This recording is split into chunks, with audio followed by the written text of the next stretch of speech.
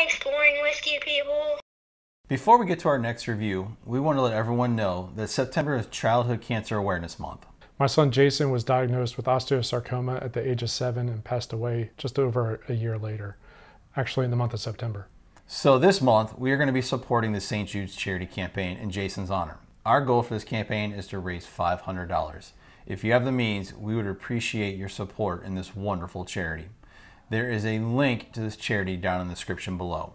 Everyone knows that St. Jude never charges families for treatment, but did you know its research is making a huge difference in survival rates? The treatments invented at St. Jude have helped push overall childhood cancer survivor rates from 20% back in 1962 when they opened the hospital to over 80% currently. Because of these treatments they had as kids, more than 90% of the childhood cancer survivors suffer chronic health problems. The survivors, when they make it into their 50s, experience severe, if not life-threatening, chronic health issues. We'd appreciate any support that you could give to this wonderful charity. Now, on to our next review. Cheers. Cheers. Welcome back, everyone. I'm Eric. And I'm Kevin, and this is Exploring Whiskey, where we sample whiskeys from around the world. Today, we are going to dip our toe in the water of the Irish whiskeys. Yes, and the Northern Irish whiskey for this particular bottle. So this is Teeling small batch. It is distilled in the northern part of Ireland. It is a little bit different than a lot of the Irish whiskeys you're going to have. A Jameson, a proper 12 to all you UFC Conor McGregor fans.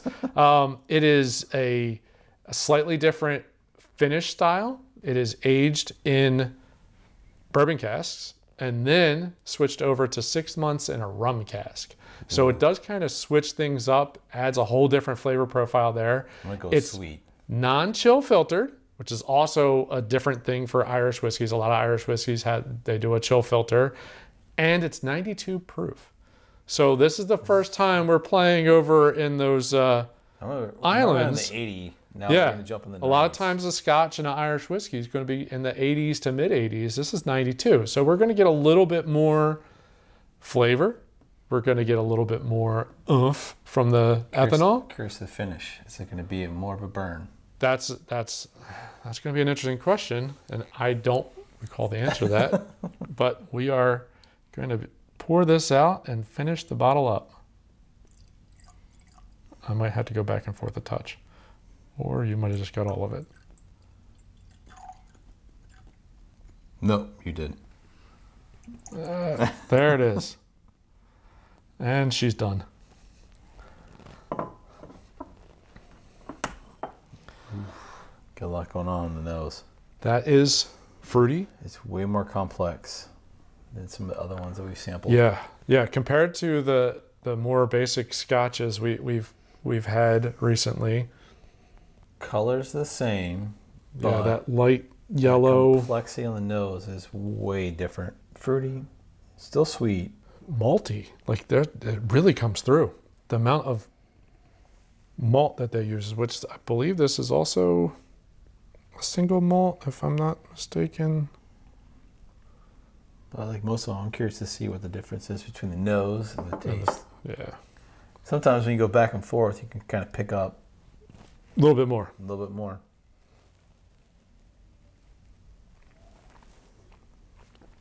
Ooh, that's nice. That is sweet. Very, very sweet. That rum really comes through strong on that. That is a lot of fruit notes. I get a lot more the complexity on the nose than I do on the taste. Yes. The taste is very, very smooth. And again, I think it goes back to your point with the rum. But I'm not getting much more. That's interesting. Yeah. That is super fruit. Nearly to the point of juicy fruit bubblegum. Like there's so much fruit impact there. There's a little bit of the maltiness, but it's so overpowered by fruit and sweetness. Aerate a little bit. I did that. What'd you pick up there? There's more complexity to it. I have to do it again. But I picked up more once I started aerating it. Yeah, there's more layers, but it's still a lot of the same notes. Yeah. There's a sweetness, there's a honey, there is a fruity, a touch. It's funny. Most of the time when I think of malt, I think of like a musty kind of smell. I'm not getting that note on the nose it's more like a milkshake malt, like that kind of sweeter malt. I'm getting kind of a muffin. Okay, I could see that.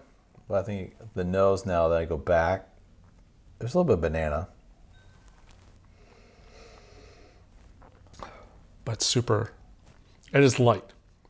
And there's a lot of different fruit notes. So it's almost like there's so many notes, they almost kind of overpower each other. I feel like in the bourbon world, the darker you get, the more complex the nose and the taste get. But the Scotch world is kind of different. They're all very light. Yes. But this one is very, very complex. And you wouldn't expect it. Yeah. Given the color. Off of a super light yellow color. Because in the whiskey in the bourbon world, when it's lighter, it's you're talking about light whiskey. The light whiskeys. Yeah, they've watered it down. Mostly cheaper. Yes. And there's not much to it. But no, this has got a ton to it. There is a little must. Like, you gotta get in there. Yeah. It's way down the bottom. There is a little bit of that malt must in there, but it is. It's good. It's more like a malt milkshake, like that kind of a note than a real super musty malt, which is what I was. Sometimes you do get from an Irish or a Scotch whiskey. So there's no particular age statement on this. Rolls over there are a little different. They don't have quite the same federal standards. A little looser? A little bit looser, yeah. They've been doing it for a lot longer, so they just kind of let them do their thing. I don't think they had as many issues as America did back in the days with the gut rot and all that kind of. Yeah, I know it was supposed to be approximately 6 months in the rum casks, and then I'm going to say a handful of years. All this has is a bottle date. This was bottled in November 2019. Not a bad, different Irish whiskey. Like you're not. It's not Jameson. It's not a. There's a lot of those Irish with Bushmills. There's so many patties. Irish whiskeys that they're a little different, but they have a lot of the same processes. Their notes are very similar. Things like this.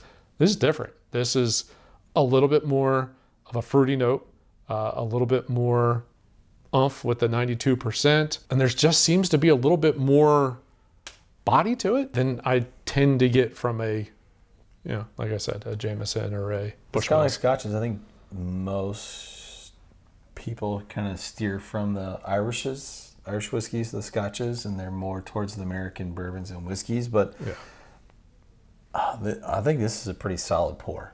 I think. And if you're up for experimenting, like we've said in some of the previous episodes, especially with the Scotches, this is probably a good one to start with if you can find it. And Teeling is similar to a lot of the Scotches, where they have big brothers to this. This is your baseline Teeling, and there's, I believe, 5 to 7 steps up. So different proofs, different finishes, different ages. There's a lot you can do with a whiskey to kind of change the flavor profile. And I think I find that to be one of the more interesting parts with Scotches and Irish whiskeys, is they like to give you like 2-year gaps, or I'm going to finish it here, or I'm going to proof it up. And it lets you kind of see, well, can you pull out the differences? Is it that much better? But we appreciate that too. Absolutely. It gives us something else to look forward to. But going on that, I think this has been a great episode. Yep. Taking our first explore into the Irish whiskeys. And I've enjoyed it. I'm not a huge Irish whiskey person, but I've enjoyed this pour by the sounds of over here with Kevin. I think he has as well. I have.